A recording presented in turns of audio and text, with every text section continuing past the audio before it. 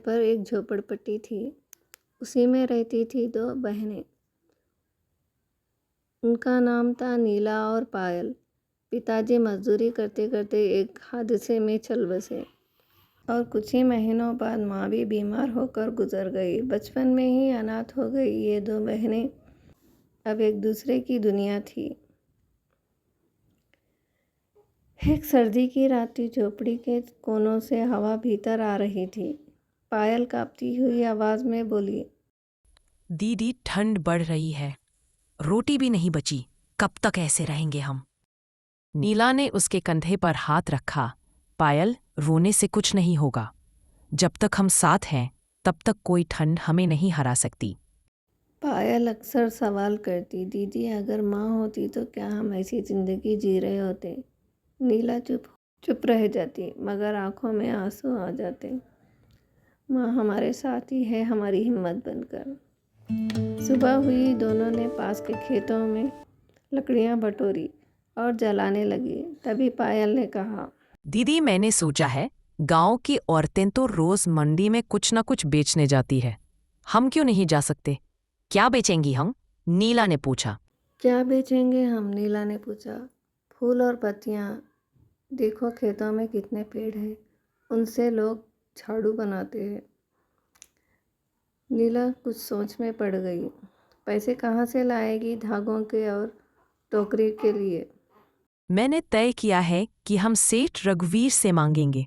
वह गांव के सबसे बड़े साहूकार है। शाम होते ही दोनों हिम्मत जुटाकर सेठ रघुवीर के चौखट पहुँचे। बूढ़ा सेठ बोला, अरे बेटियों, तुम्हें क्या हुआ? ऐसा कांपते हुए क्यों आई हो? नीला बोली, सेठ जी, हमें थोड़े पैसे चाहिए ताकि हम झाड़ू बनाकर बेच सकें। सेठ हंस पड़ा। लोगों के पास खेत है, सामान है, तब भी धंधा मुश्किल से चलता है, और तुम दोनों अनाथ लड़कियां क्या कर पाओगी?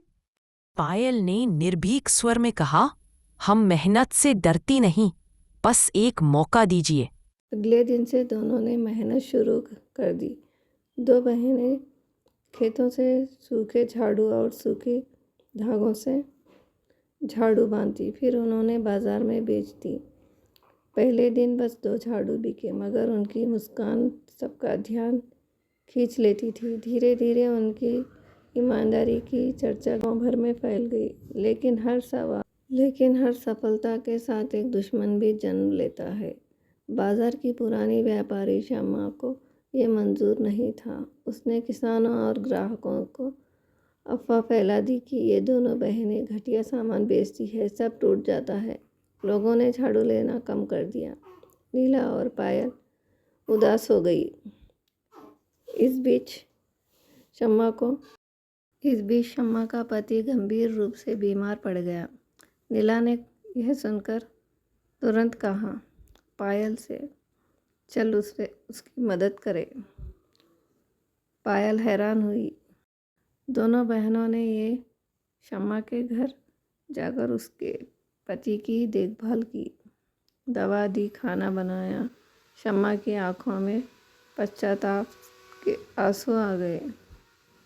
तुम दोनों ने मेरे साथ जो भी किया, उसके बाद भी मैं झूठ फैलाती रही, मुझे माफ़ कर दो। नीला मुस्कुराई। अगले दिन शम्मा दोनों को साथ लेकर बाजार गई और सबके सामने सच बताया, इन दोनों बहनों का सामान सबसे अच्छा है, मैंने झूठ फैलाया था। धीरे धीरे लोगों का विश्वास लौटा। नीला और पायल का धंधा फिर चलने लगा। उन्होंने सेठ रघुवीर का कर्जा भी चुका दिया। अब झोपड़ी में रोशनी थी, चूल्हा जलता था और दोनों के चेहरे पर सुकून। एक शाम पायल बोली, दीदी, अब तो लगता है माँ बाप हमारे साथ हैं। नीला ने मुस्कुरा कर कहा, हाँ पायल, जब नीयत सच्ची और मेहनत पक्की हो तो भगवान भी हाथ थाम लेते हैं। सच्ची मेहनत, ईमानदारी और भलाई से हर मुश्किल को मात दी जा सकती है।